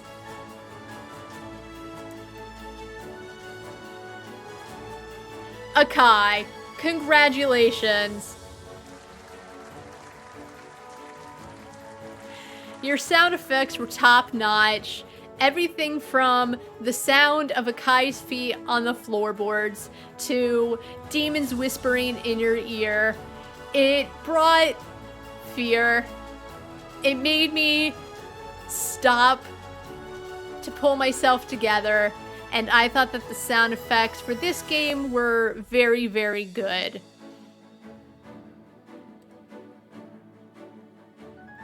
Though I did ultimately end up not enjoying the game after a certain amount of time, after certain things were revealed, I still can definitively say it had a lot going for it. I wish it the best of luck, and let's hope that all the devs' efforts paid off. Next up, best soundtrack. The songs in these games help to pull off the atmosphere beautifully. Good songs, very enjoyable. Songs I would probably listen to even outside of playing the games. You could tell that work was put into these games. And so, the nominees for the best soundtrack are Aspire, Ina's Tale, Priest Simulator, and The Last Campfire. These three games stood out amongst all the demos that I played, and while they're all great, one is the greatest. All the others were just okay. And with that said, the winner for the best soundtrack is Aspire, Ina's Tale. The music stood out to me. It was very lovely, calming music. Different tracks for different emotions, and I don't think any of them were bad in any way. I said it before, I'll say it again.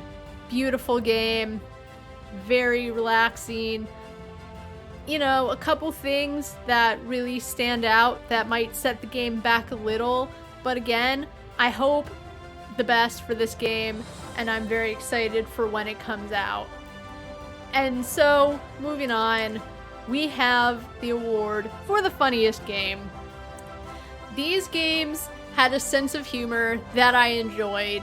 Didn't seem like they were trying too hard, just trying to make jokes that, in my personal opinion, landed. And so, the nominees for these games... The nominees for this award are Lil Gator, Peace Death 2, and Priest Simulator.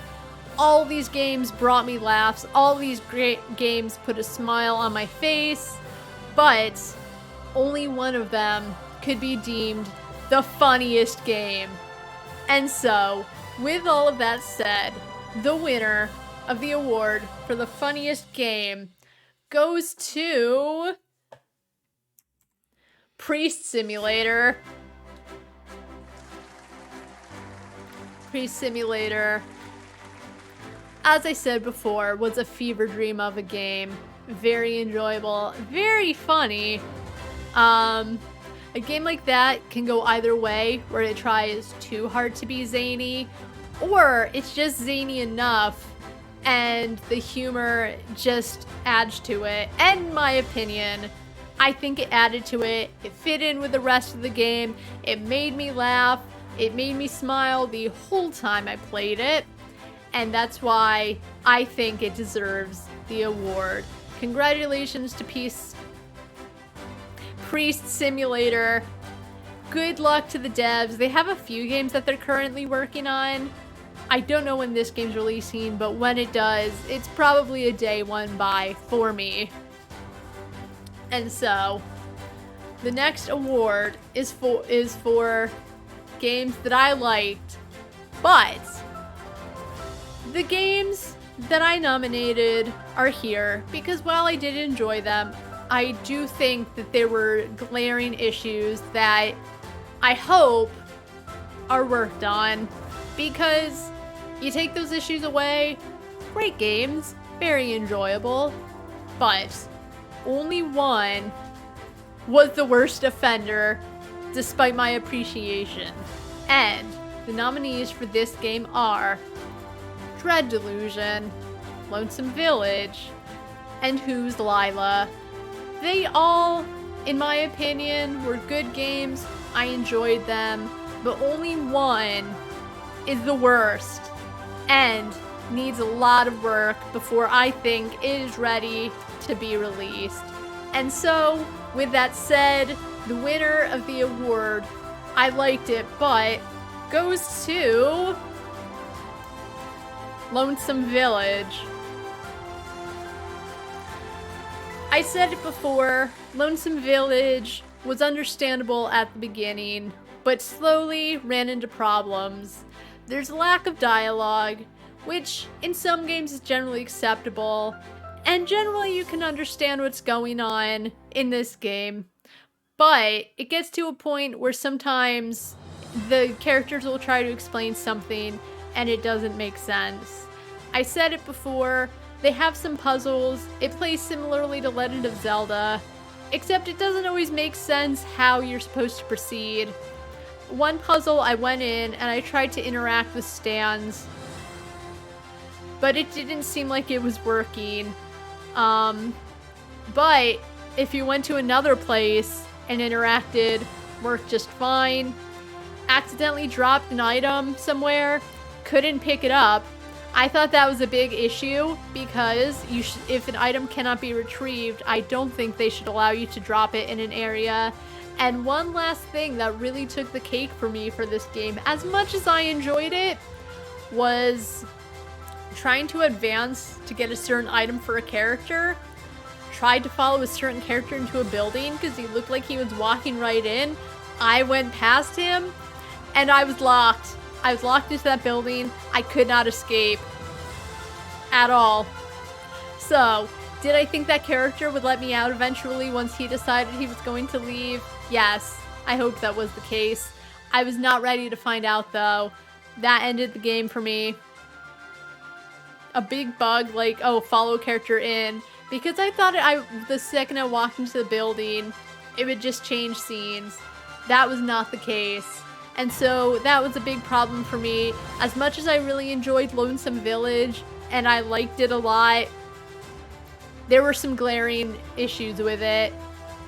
And that's why, of all the nominees, Lonesome Village is the winner of the award for games I liked. But, so, moving on.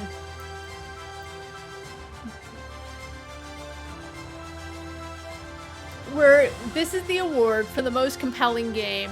A game that I got lost in, the story was compelling, and I just kept going because I wanted to see what happened next. The nominees for most compelling game are Devil Inside Us, Roots of Evil, Last Days of Lazarus, and The Tartarus Key. All of these games were very good, very compelling. I got really into them. They were very good. Nothing really stuck out that stopped me. Maybe The Devil Inside of Us a little, and Last Days of Lazarus because they were spooky.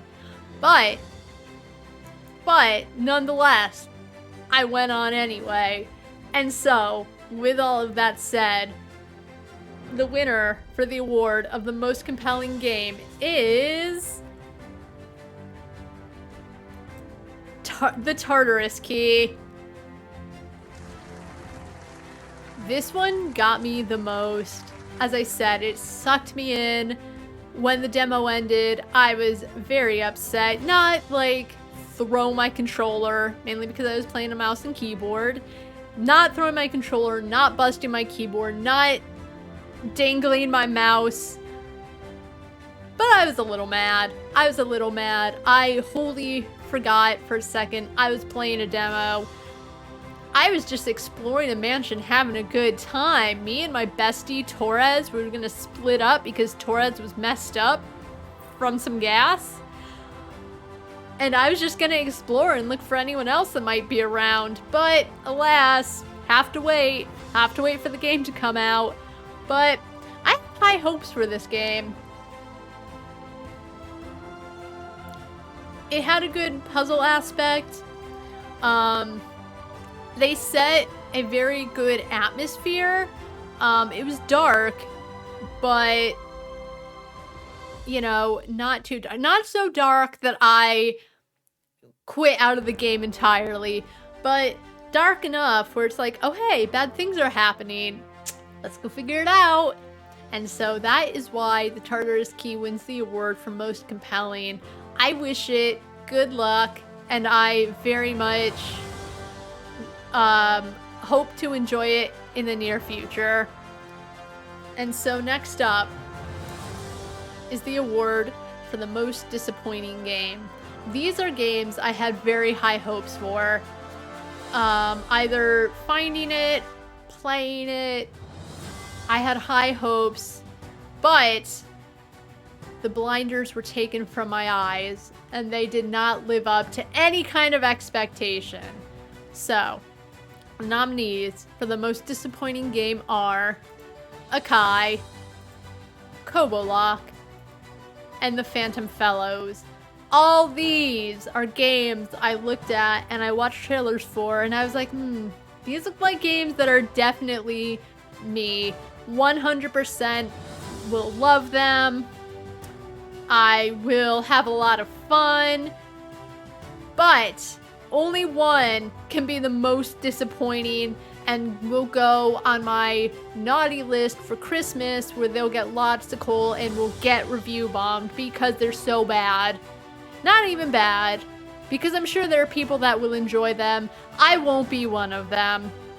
And so, with all of that said, the winner of the most disappointing game award is Akai. So, Akai, I talked it up a lot. I might have made it obvious this was going to be the most disappointing game. And I want to make it clear. Oh, you can't see all of it. Uh-oh.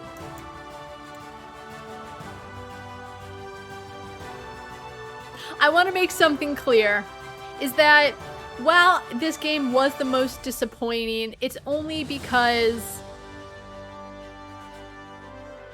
it's on both me and the game. I'll say it like that.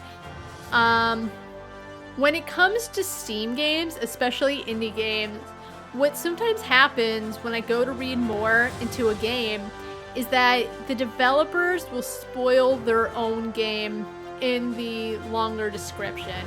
I didn't read it. I read enough. I read through a bit. I did not get far enough to see it was a stealth game. And for me, horror, I don't get horrified by running from monsters. It said you could be quiet, don't make noise, don't bug the enemy. So Akai had a lot going. I loved the atmosphere. Obviously it won the award. It had good sound effects. It had light puzzle sequences, but ultimately at the end of it, there are demons running around. You have to avoid them. You have to walk past them. And you also had to create scrolls, which I tried. I guess you had to fill them up, but if you refuse to, the enemy screams in your face. And it wasn't scary. It was just loud, and that's why it was disappointing. I don't find sneaking around in a horror game scary.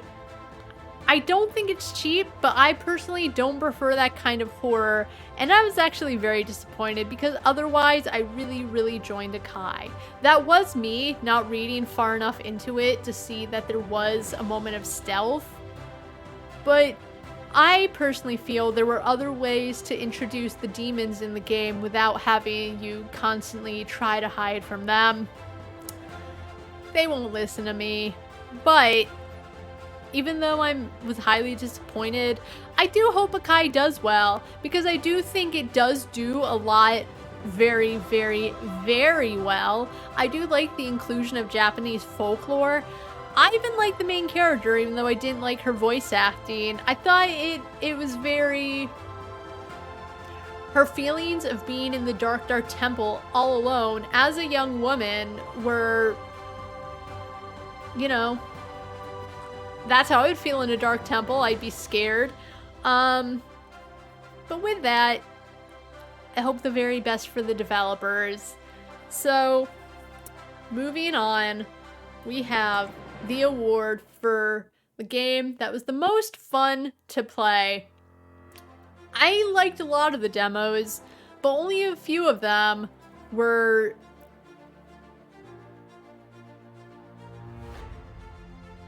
Oh my god, okay, I'm sorry. Only a few of them did I have top-notch fun. And so, the nominees for the most fun to play award are Haiku the Robot, Lil Gator, and Priest Simulator. A lot of good games, a lot of good demos this time around in the Steam Game Festival, but these ones stood out the most of all the demos. These ones stood out the most as demos that I just had flat out fun playing. Not funny, not storyline, just good old gameplay. But only one could be the most fun. And so, the winner of the game that was the most fun to play is Lil Gator. Lil Gator was a lot of fun. Haiku and Priest Simulator I had fun with as well, but there was just something about Lil Gator that it was fun to glide around those mountains. It was fun hitting all of the cardboard enemies. It was fun just going around doing a stupid fetch quest for your horse friend. It was all a lot of fun and harmless. I had such a good time with it, and I still think about it and how much fun I had with it, and how I am glad that I didn't skip it because I would have missed out.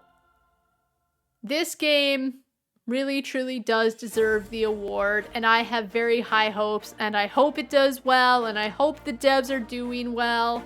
And even after Lil Gator is released, I'm so curious what they're going to come up with next. Moving on, we have the award. The first time this award is being seen in public is for the okayest game. These games, I played them. They weren't good, they weren't bad. They were just okay, you know? Can't say too much bad about them, but at the same time, nothing really that made me want to keep going with them. And it's not their fault. It's me for sure. I have high standards for games, but the nominees for the okayest game are Glitchphobia, Kobo Lock, and Negative Nancy. None of them really made me want to keep playing, but they also didn't make me... I mean, I did quit them all pretty quickly, but it was more that I knew I was not going to enjoy them rather than... They really were. When I look back, I really can think they were okay. But only one of them is the okayest. Like, they're all okay, but only one. And so, the winner for the okayest game award goes to Negative Nancy. It just...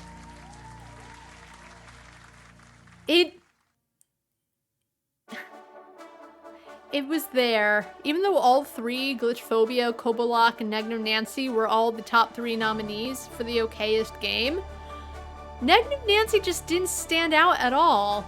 As I said, it could have a little bit to do with the fact that it reminds me so much of Say No More. The little bit I did play of Negative Nancy, it wasn't doing anything. You were a retail worker. Someone comes in, they keep blabbering on. You say no or you say nothing, and it just goes on like that, and I felt like that was all there was to it. Did I laugh a little? Yes. Because I laugh at things. Even if I don't think things are that great, I can laugh. I can see the good in things. But Negative Nancy doesn't really stick out to me in any way. You take what I say, things happen. The game just keeps going on. I don't know if it's supposed to be like more visual novel based, which I'm not a big fan of visual novels, but that's it. It was just there. You just click through the dialogue. It doesn't stand out.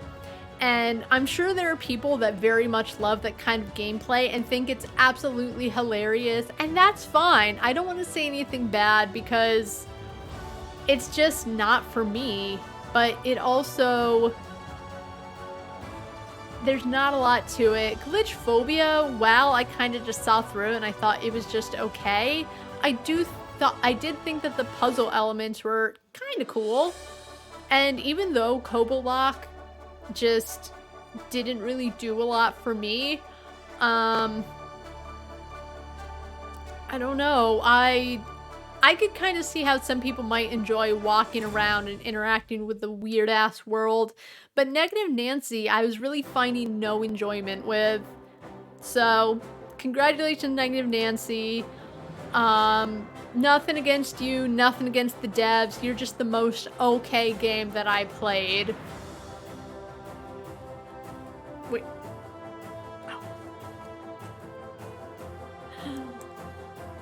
The award for the scariest game. These games made me poop my pants. Made me scream, made me cry, made me go, I fucking don't want to keep going because this is just flat out too much. They were that scary. And so the nominees for the scariest game are Devil Inside Us, Roots of Evil, Akai, and Last Days of Lazarus. All these were a lot, which, you know, it's October. It's the time to be scared. And I thought that they all did a great job of setting up the atmosphere and setting up just that feeling, that foreboding feeling that something bad is going to happen. They all did a phenomenal job, but only one of the games did the phenomenalist job. And so the winner for the scariest game is Akai. Congratulations. You have won a lot of awards, Akai, for a game that I ultimately didn't like at the end, that I won't get. Akai has, I think, swept through.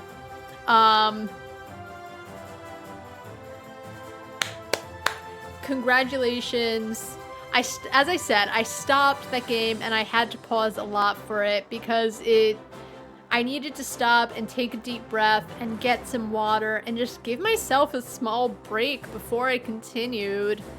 As I said, a lot of good things happening, just stealth horror games are not for me. But despite that, it truly has earned the award for the scariest game. And so, this is also the first time within the awards ceremony. Honorable mentions. It's for some games that really didn't make it into any categories, but I still really enjoyed a lot. and would definitely recommend. And there are others. There's so many games that I liked that either didn't make it or to any of the nominations. But these are the top 3 that I definitely want to point out and say, hey, if you're looking for a good time, check these games out. And so the 3 games that I believe deserve a mention are Mechanic 8230, Nej, and Sheepy: A Short Adventure. All of them I very much enjoyed. Mechanic 8230, I said it before, it has dark things going on. It has very good puzzles that made my brain cells go, I need to work, this is too scary. I really enjoyed the art style. Kind of reminiscent of Psychonauts in that it has a very peculiar kind of look, runs well. I thought there were some cute moments. I thought there were some really fucked up moments, but very good.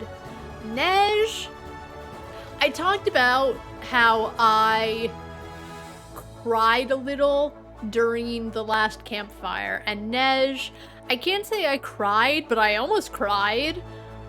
It was a short, I say short, I think the demo took me about 45 minutes.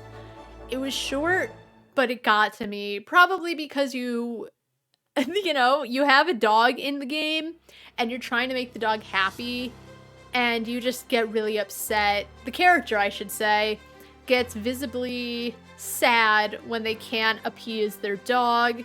I won't spoil the demo, but just, it got me emotional. It was a simple game. I think there was one whole time I got stuck, but I figured it out. But I thought it was very good. I thought it was fun. It was a beautiful looking game, and I greatly enjoyed it. And Sheepy: A Short Adventure. Again, simple platforming game. Hits a dark side that I didn't expect. Very cute. I only played a bit, and I did die a few times. It wasn't that punishing, easy enough to play, so like for people who might not play that many platformers, I think it's a good introduction. I like the art style, and I just want to give it a shout out because it deserves to be mentioned. It's a very honorable game. All of them are honorable games. I can't say I prefer one over the other because they're 3 drastically different games, but I just wanted to mention them. And so that leaves us with the top 3 games, the very last category of this stream. Which games did I think were the best? There were a lot of good ones. I had a bigger list. I wanted to narrow it down to the top 3, and that was hard. I think I had like 6 or 7 games. And there was like, sometimes I'd hit a game and be like, oh, this is definitely the top contender. And then it would get pushed back down by some other game. And sometimes it's hard to change my mind. I'm one, all for change, but then 2, kind of stuck in my ways. I'm kind of pig-headed, I'll say it. But I figured it out. And let's get to it. In 3rd place, we have Dogs Organized Neatly. It was the first demo I played. I was convinced this was gonna win number 1. It was so cute. Dogs barked. Dogs looked so happy when you picked them up. They growled when you rotated them. I'm a sucker for puzzle games. The right kind of puzzle games. This just had you fitting dogs together, and it's actually, you think, oh, this is very easy.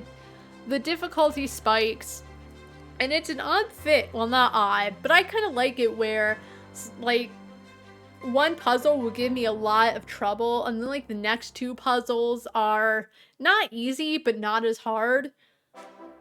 So it's not like it slowly ramps up. It's emotional. It's not an emotional game, but that's for the better. but it's a roller coaster of difficulty, and I very much enjoyed it. The music was fun, the art style was cute. It was 95% relaxing and 5% frustration, but again, it was only frustrating because it's one of those games where you think you almost have it, and you don't. I had so much fun with it. It was a good game to start on. I'm very much looking forward to when it releases, and I hope it goes places because people love dogs, and dogs love people. But moving on, in second place, and I'll be real, the first place and second place were toughies, but in second place, we have Priest Simulator. What a good, oh yeah. Claps for dogs organized neatly. And claps for Priest Simulator. Priest Simulator was a very, very good game. You know, did it have the greatest graphics? No, but I think for what it was, it worked. Crazy ass storyline. Again, you becoming a priest and spreading the word of God. You don't see a lot. You don't always necessarily see religion spun in a good way in games. It's always like religion bad. And I know there's a lot of crazy shit with religion. It is what it is. But I enjoyed it a lot. It was fun punching things. It was fun cleaning things. It was a little fucking crazy, but I enjoyed that. It was nothing like what I thought it would be. I thought it would just be like punch things and find things, and I did not expect there to be a whole storyline, and I did not expect to be invested in Orlok in his zany religious adventures. So, it almost won first place. It didn't, but it almost did. I thought it would. Because I had so much fun with it, and I enjoyed it so much. But there's only one game that could have topped Priest Simulator, and that game, the winner of this whole festival and this whole ceremony, the big kahuna, is The Last Campfire. The Last Campfire was so good. I enjoyed it. I cried. I laughed. I solved puzzles. I thought it was a lot of fun. Really, my only issue with the game was the narration, and that's simply because more times than not, the narration was wholly unnecessary. There were a couple times where it like made sense, but it just seemed like the narration told things, but it didn't show it. Like, it's like, oh, there were foxes and they were howling, but the foxes weren't howling at all. That's it. It's not too big, but the narration, there was something off about the voice acting for the narration, and they could have gotten rid of it, like 80-90% of it, and it would still be a-okay. But despite all of that, I thought it was a great game. I had a lot of fun. I didn't finish it. I ran out of time, but I had played enough where I got the gist. But as much as I love Dogs Organized Neatly, as much as I love Priest Simulator, there was just something that stood out way more about The Last Campfire. It made me feel all kinds of different emotions, and not every game does that, or wants to do that, or even needs to do that. It's all dependent on the game, but if there's a game that can do that, I think it's a great game, and I think The Last Campfire is one of those games. Makes my thinky sponge work. Very colorful, cute art style. It's sad in a way, but it's also funny and cheerful in other ways. It was the greatest, in my opinion. So That's it. That's the ceremony. It took a while to get to the awards, but you know what? Was it worth the wait? I don't know. I enjoyed it. To be honest, I always enjoy these awards ceremonies. It's one of those things where I enjoy the Steam Game Festival, and I enjoy the thought of like doing the ceremony and giving like all these games some time to just talk about them and throw some awards out. And then sometimes, all the time, working on it, I like curse myself for hyping it up and deciding to do these. And it is all me. I'm the one who decides, you know what? I'm going to do the ceremony, unofficial in every way, but I like doing it. I like these indie games. I always look forward to the next Steam Game Festival. Like, it ended, and now all I can think of other than, oh shit, I'm moving, and I think I'm gonna have a big vacation coming, is, when's the next Steam Game Festival? It was supposed to be yesterday, the festival, and I had all the plans to do it, but I woke up and just, my energy was at a low. Not like I was tired, but when you just wake up and you like have energy, but in terms of emotional energy, I was not feeling it. I did get like stuff accomplished. I just wasn't feeling like being on the camera, you know? Because I do love these ceremonies so much. Even though I fuck up every time, I start talking and I either lose my train of thought, or I can't think of a word, or I pause trying to think what is my point, what am I trying to say, because I can't get a word out or a sentence out, whatever. I still love these ceremonies. So I always want to look forward to it and give it the energy it needs.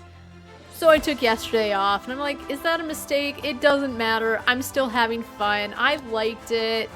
But it did give me enough time yesterday to double and triple check and make sure that everything was in place. Yes, my little notes were a little messed up, even though I like did my best to get them in order.